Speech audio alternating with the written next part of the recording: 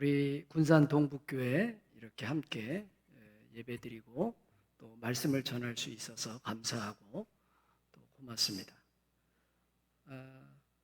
제가 오늘 진짜로 복된 삶이라는 제목으로 하나님의 말씀을 같이 생각해 볼 텐데, 원래는 설교 제목을 뭘로 할까 생각하다가 지금 잘 살고 있습니까? 아니면 이번 생은 혹시 망하셨습니까? 이렇게 설교 제목을 하려다가 너무 센 것 같아가지고 제목이 진짜로 복된 삶이라는 제목으로 정했습니다. 오늘의 이야기는 우리가 잘 알고 있는 아브라함의 이야기입니다. 우리 성경도 많이 읽으시고 우리 또 목사님 통해서 여러분이 많이 배우셨기 때문에 잘 아시는 이야기입니다. 우리는 아브라함을 믿음의 조상이다, 그죠? 복의 근원이다 이렇게 부릅니다. 아마 우리도 인생을 살면서 특별히 신앙생활을 하면서 우리도 아브라함처럼 그런 복된 인생을 살기를 원하고 있습니다. 그런데 아브라함은 정말로 그렇게 복된 인생만 살았을까 생각해 보았습니다. 요즘 말로 말하면 꽃길만 걷는 인생을 살았을까 생각을 해보았습니다. 오늘은 이 아브라함의 인생을 조금 다른 관점에서 보려고 합니다. 아브라함은 과연 모든 조건이 갖추어진 그런 상태에서 복된 인생을 살았는가라는 질문을 던져봅니다. 자, 우리가 잘 알고 있는 대로 아브라함은 75세의 나이에, 고령의 나이죠, 자기의 집, 본토, 아비, 친척의 집을 떠났습니다. 고향을 떠난 사람이에요. 그 당시 고대 사회고 부족 사회니까, 그렇죠? 자기가 나고 자라고 부모님과 일가 친척들의 보호를 받고 있는 그 고향을 떠난다는 것은 아마 오늘날보다는 훨씬 더 쉽지 않은 일이었을 겁니다. 근데 아브라함은 우리가 알고 있는 대로 12장 1절에 하나님께서 떠나라, 그러니까 떠났어요. 하나님의 명령을 따라서 그는 유랑자와 같은 삶을 시작했습니다. 여러분은 우리가 만들어 놓은 삶의 터전이 있는데, 그죠? 하나님께서 떠나라 그러면 과연 그 모든 토대를 버리고 그 명령에 따라서 떠날 수 있겠습니까? 쉬운 일이 아니죠. 어려운 일입니다. 어렵고 힘든 일이죠. 오늘 우리 목사님께서 저를 설교를 하라고 하는 것은 아마 우리 군산 동북교회에서 저희 작은 예수 공동체를 돕고 계시기 때문에 아마 선교의 보고 같이, 그죠? 어떤 사역을 하는지 그걸 아마 좀 말씀을 드리는 것도 필요하다 이렇게 생각을 하신 것 같습니다. 저는 지금 강원도 원주에 살고 있습니다. 서울에서 신학교를 졸업하고 강원도 원주 시골에 내려온 지 32년이 됐습니다. 저는 강원도 사람 같이 생겼어요? 서울 사람 같이 생겼어요? 강원도 사람 같이 안 생겼죠, 그죠? 서울 사람이거든요. 근데 서울 사람이 신대원 다닐 때 하나님께서 저에게 소명을 주셔서 떠나라, 그러니까 강원도 원주로 떠난 거예요. 저는 그때는 젊었으니까, 그죠? 떠날 수 있었는데 아브라함은 75세에 떠난 거예요. 그죠? 고향을 떠나서 강원도 원주 시골에 와서 이제 공동체를 지금까지 하고 있습니다. 어르신들도 계시고 또 지금은 이제 주로 어르신이 계십니다만 옛날에는 장애가 있으신 분, 오갈 데 없는 분, 이제 이런 분들하고 같이 오랜 세월을 살았습니다. 아브라함은 떠나서 정착을 했는데 그곳에 기근이 들었어요. 그죠? 기근이 들어가지고 너무 심해서 이집트로 갔다 그렇게 돼 있죠. 그죠? 근데 이 이집트로 가는 것은 또 피난민과 같은 삶입니다. 요즘도 우리 TV에 보면 자연재해 이렇게 나오면 사람들이 막 집을 떠나서 살잖아요. 그죠? 방송에 보면 그 사람들의 삶이 얼마나 고달프고 힘들었겠습니까? 지금까지 자기가 살던 그 정착지를 떠나서 피난민과 같은 삶을 산다는 것은 역시 또 쉬운 일은 아니다 이거예요. 제가 공동체를 하면서 32년 동안 있었으니까 온갖 일이 다 있었겠죠. 그죠? 뭐 한 번은 화재가 나가지고 이렇게 건물이 불탄 적도 있었고, 비가 너무 많이 와가지고 개울물이 넘쳐서 이렇게 침수가 된 일도 있었습니다. 살다 보니까 이런저런 일들을 겪게 된 거예요. 그러니까 아브라함도 떠나서 가나안에 정착했지만 또 거기를 떠나서 피난 생활을 했던 겁니다. 그리고 아브라함은 이집트에 가서 바로에게 자기 아내를 누이라고 말했어요. 그죠? 이제 아내를 좀 뺏길까봐 염려가 돼가지고 누이라고 말했죠. 그것 때문에 아브라함이 또 곤란한 일을 겪었어요. 바로가 나중에 화를 냈죠. 그죠? 자칫 아내를 빼앗기고 자신도 목숨이 위태로울까봐 걱정을 했습니다. 우리도 살다 보니까 원하든 원하지 않든 곤란한 일을 겪을 때가 있습니다. 심지어는 억울한 일을 겪을 때도 있어요. 내가 아무리 열심히 최선을 다해서 잘했는데도 불구하고 곤란한 일을 겪기도 하고 억울한 일을 겪기도 한다는 겁니다. 제가 원주의 시골 마을에서 32년 살면서 우리 마을, 지역사회, 동네, 또 지역의 교회, 뭐 저 나름대로 최선을 다해서 열심히 일했습니다. 그죠? 봉사하는 마음으로 주민들을 대하고 그렇게 했어요. 그런데 마을에 분쟁이 생겨가지고 우리 마을에 어떤 한 분이 계속 고소고발을 하는 거예요. 그래가지고 분쟁을 겪었어요. 나는 순수한 마음으로 뭔가를 했는데, 그죠? 어려움을 겪는 거예요. 내가 원하든 원치 않든 어려움을 겪는 삶의 여정도 있었습니다. 아브라함도 마찬가지입니다. 그죠? 어려움을 겪었어요. 아브라함은 가족 내 문제로 골치 아픈 삶을 살았습니다. 조카 롯하고 있죠. 롯하고 양 키우는 문제로 싸웠어요. 그죠? 잘 아시죠? 그래서 사업 문제로 갈등이 발생한 거죠. 가족 내에서. 또 아내 사라 있었죠. 아내 사라와는 첩 하갈과, 그죠? 그 당시에는 이제 일부 다처자 사회였으니까 첩 하갈하고 아내 사라하고 또 이 가족 간의 갈등이 있었어요. 그 다음에 아들 이삭과, 그죠? 하갈의 아들 이스마엘과 또 이복 형제끼리 갈등이 있었습니다. 골치 아픈 일을 겪었어요. 우리도 살다 보면 가족 내의 여러 문제로 골치 아픈 일을 겪기도 합니다. 제 아내가 저랑 결혼을 해가지고 하나님께서 이제 아기를 주셨어요. 그죠? 그래가지고 자기 친정엄마한테 전화를 해서 엄마 나 아기 임신했어. 그러니까 친정엄마가 야 잘했다 건강하게 잘 나라 그랬더니 아들이 나왔습니다. 아들을 낳았어요. 1년 전에 아들을 낳았어요. 근데 한 2년 있다가 또 집사람이 아기를 가진 거예요. 그래서 엄마한테 전화해가지고 엄마 나 둘째 임신했어. 그러니까 엄마가 그래 잘했다 건강하게 잘 나라 그랬더니 딸이 나왔어요. 근데 또 한 2년쯤 있다가 또 아기를 가진 거예요.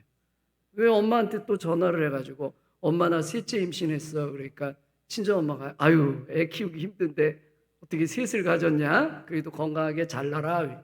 또 딸이 나왔어. 근데 또 한 2년쯤 있다가 또 집사람이 아기를 가진 거예요. 그 친정엄마한테 전화해가지고 엄마 나 넷째 임신했어. 그러니까 친정엄마가 한숨을 푹 쉬더래. 그죠? 애 넷을 어떻게 키우려고. 그래도 건강하게 잘 나라. 그랬더니 딸이 나왔어요. 아들 하나, 딸 셋. 근데 또 한 3년쯤 있다가 집사람이 또 아기를 가졌어. 엄마한테 전화했어. 엄마 나 5째 임신했어. 그러니까 친정엄마가 네가 아주 미쳤구나. 아들이 나왔어. 아들. 예, 오늘 이 시대에 그죠? 저희 나이 때 애를 5을 낳은 거야. 가만히 생각해 보니까 6, 7, 8 막 낳을 것 같더라고. 그래가지고 안 되겠다. 우리 그만 납시다. 5을 낳아. 여러분 자식을 5 키우다 보면 30년 정도 키우다 보면 뭐 별의별 일이 다 있었겠죠. 그죠? 우리가 아브라함이 믿음의 조상이고 복의 근원이라고 하는 게 아브라함의 인생이 꽃길이었기 때문에 믿음의 조상이 된 게 아니에요. 우리도 아브라함도 똑같이 힘든 인생을 사는 겁니다. 때로는 괴롭기도 하고 때로는 골치 아픈 인생을 살아요.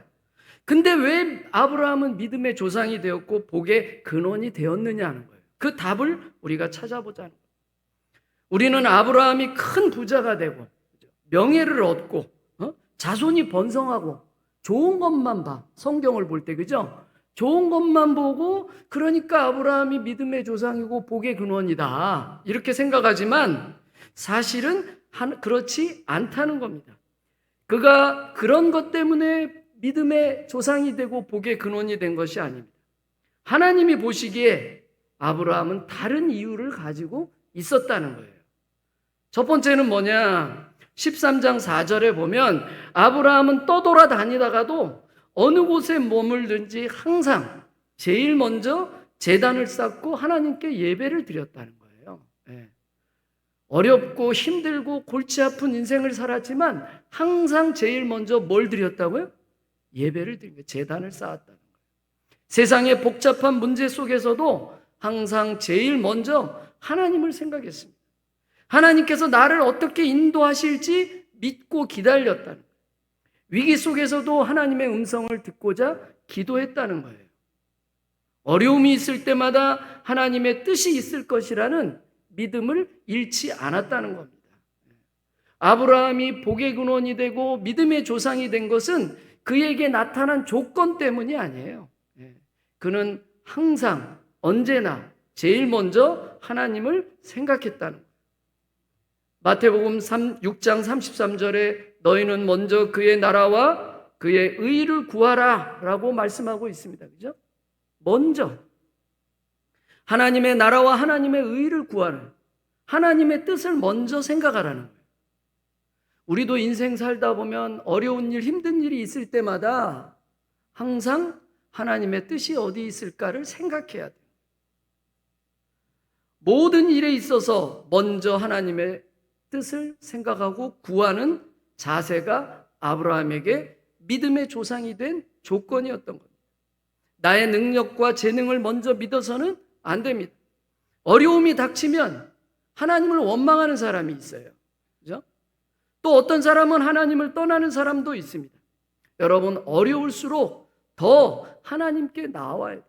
어려울수록 더 교회에 나와 예배를 드리고 기도하고 하나님의 뜻을 구해야 합니다.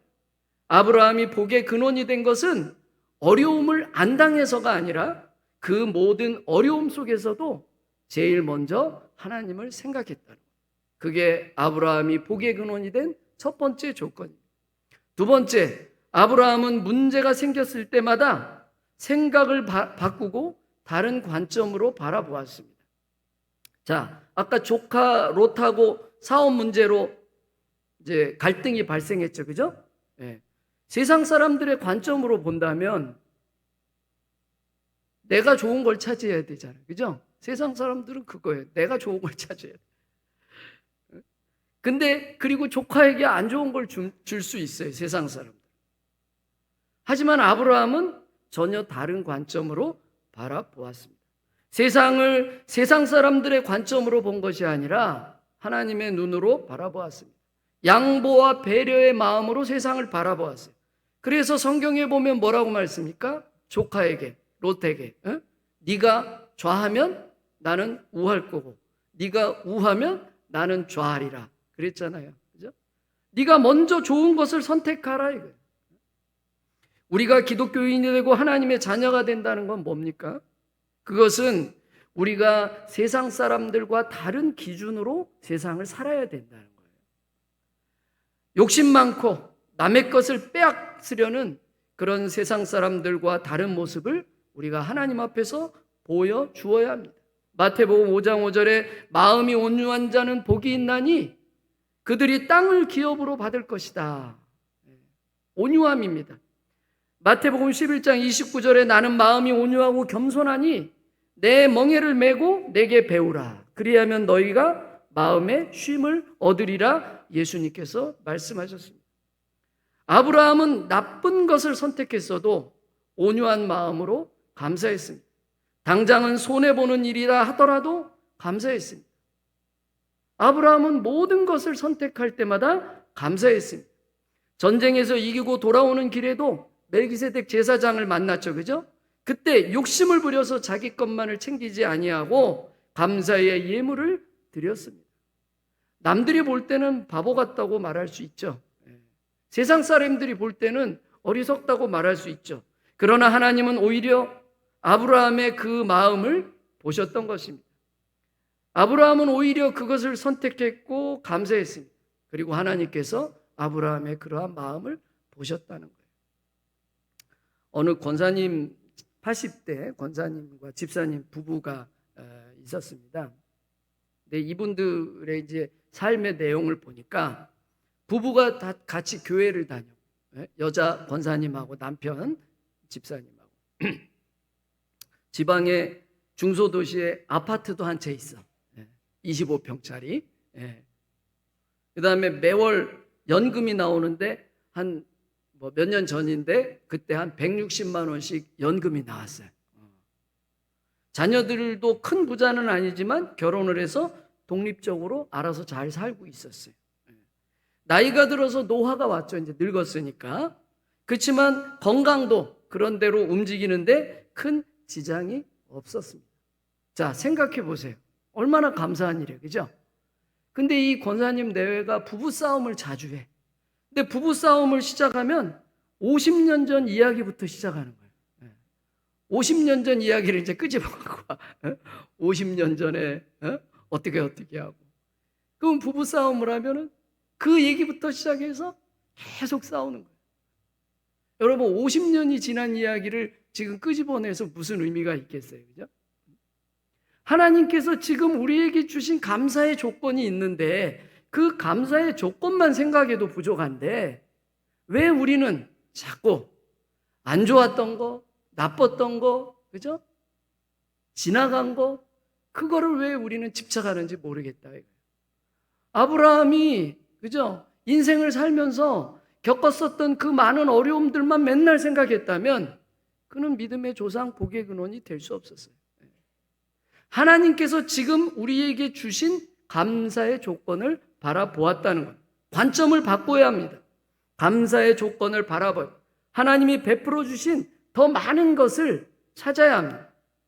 어려움을 겪고 고생하고 곤란한 일을 당하는 것은 모든 인생이 동일해요. 여러분 교회 다닌다고 어려움 안 겪습니까? 교회 다닌다고 곤란한 일 안 당합니까? 교회 다닌다고 억울한 일 안 당합니까? 천만의 말씀이에요.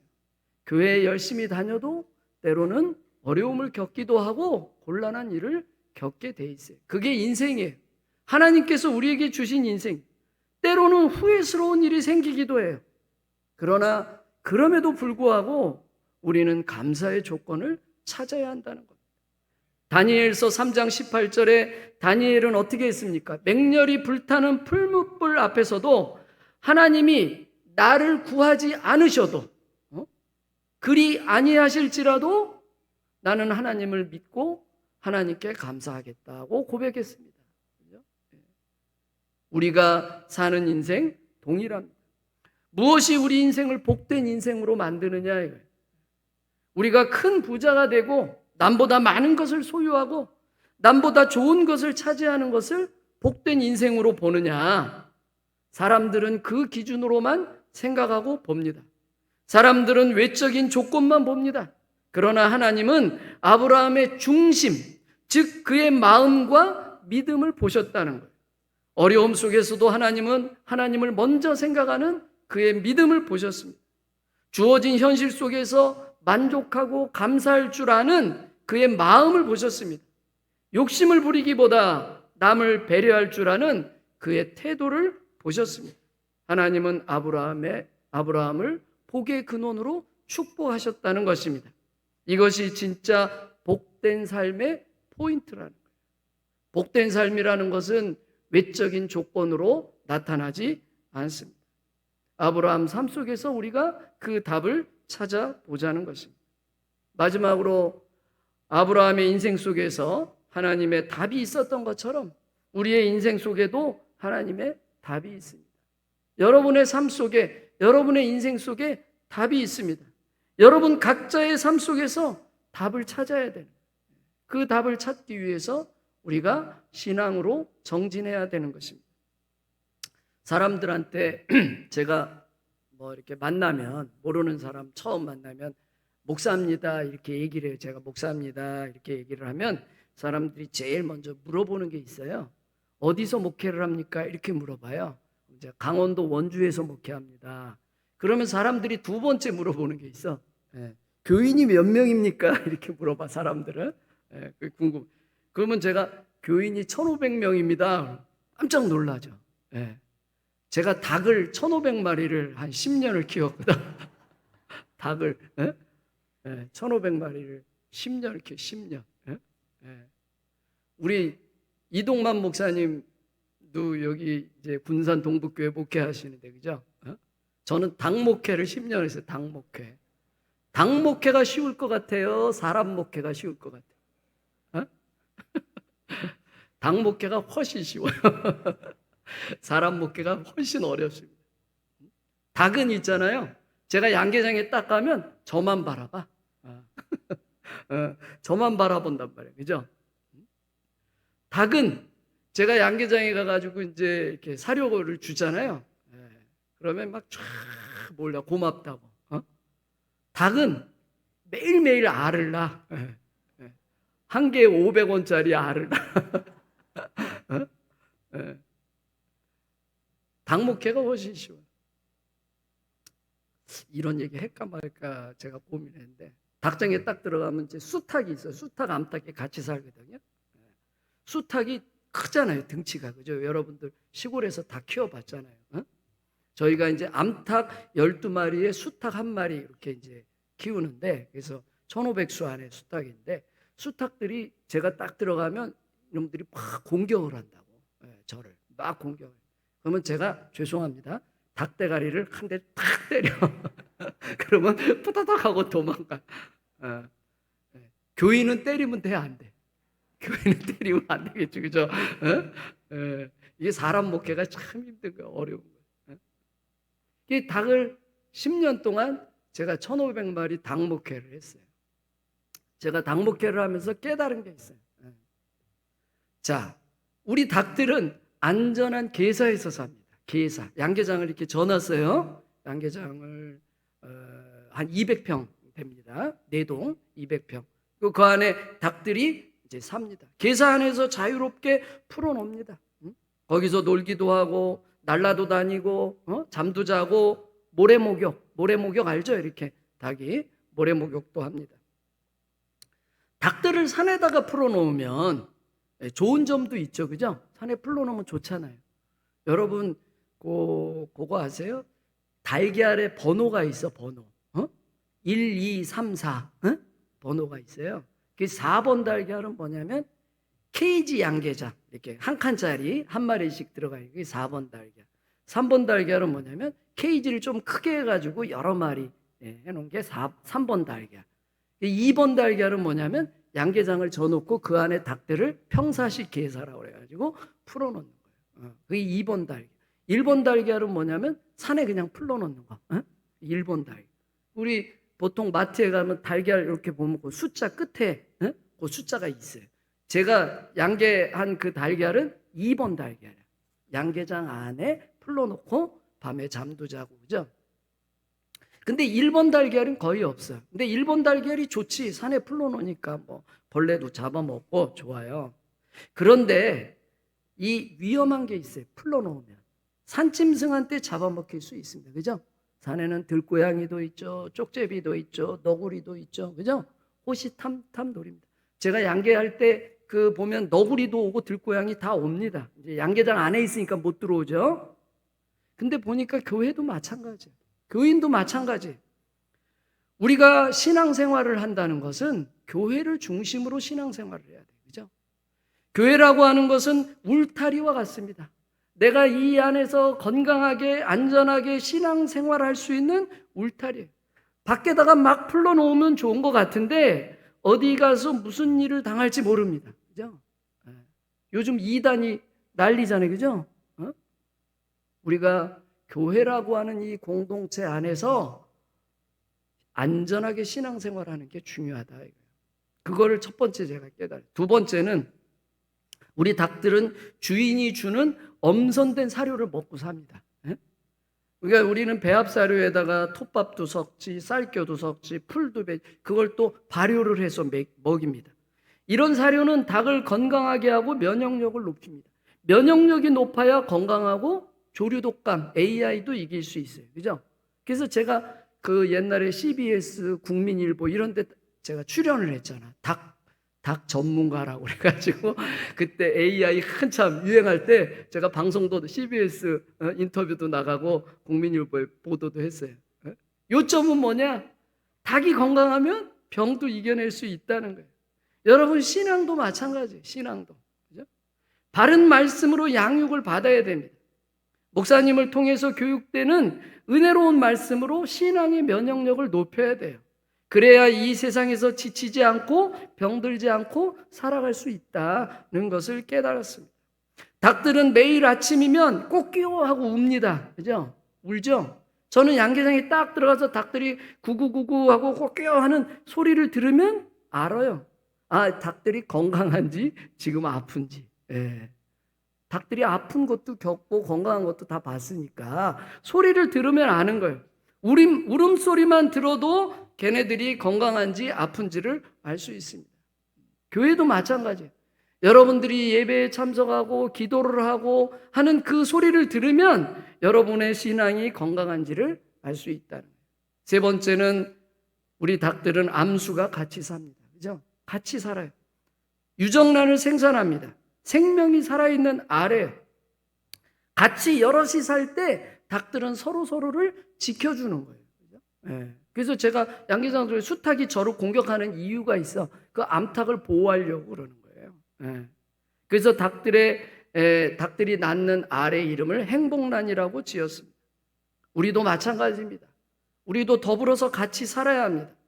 오늘 이 시대를 우리가 혼밥의 시대라고 그래요. 혼밥. 그죠? 혼밥이 뭐예요? 혼자 밥 먹는 시대잖아요. 1인 가구 시대라고 그러죠. 그죠? 그러나 인간은 결국 함께 살아야 합니다. 아무리 우리가 사람에게 상처를 받았어도 역시 그 상처를 치유해 주시는 분은 하나님이시고 하나님은 사람을 통해서 그 상처를 치유해 주십니다. 그래서 우리 교회 공동체를 통해서 우리의 상처가 치유되고 하나님의 천국을 경험하는 거예요. 그러므로 교회는 서로 배려하고 협력하는 겁니다. 오늘 우리 여전도에 헌신 예배 드리는데 여전도에도 하나의 공동체입니다. 우리 동북교회도 하나의 공동체예요. 이 공동체 안에서 서로가 지켜주고 위해주고 기도해주고 배려하고 협력할 때 이 공동체가 아름다운 공동체, 안전한 공동체가 되는 줄로 믿습니다. 우리 동북교회 사랑하는 성도 여러분, 여러분이 이 세상을 살면서 우리가 하나님의 관점으로 세상을 바라보고 여러분도 아브라함처럼 감사하는 삶, 행복한 삶, 복된 삶이 되기를 바랍니다. 인생에 어려움이 있더라도 낙심하지 말고 아브라함처럼 믿음의 사람, 복의 근원이 되는 성도들이 되시길 주님의 이름으로 축원합니다. 기도하겠습니다. 하나님 아버지 감사합니다. 저희들 아브라함의 인생을 하나님의 관점으로 바라보았습니다. 우리가 인생을 살면서 또 신앙생활하면서 많은 일들을 겪지만 그때마다 먼저 하나님을 생각하게 하시고 하나님 앞에 예배하게 하시고 감사하는 조건을 찾게 하시고 우리의 삶 속에서 신앙의 실천들이 일어날 수 있도록 축복하여 주시옵소서. 우리 사랑하는 여선교회 그리고 동북교회 모든 성도들 축복하셔서 아브라함처럼 믿음의 조상 복의 근원이 되는 하나님의 축복이 임하게 하여 주시옵소서. 예수님의 이름으로 기도하옵나이다. 아멘.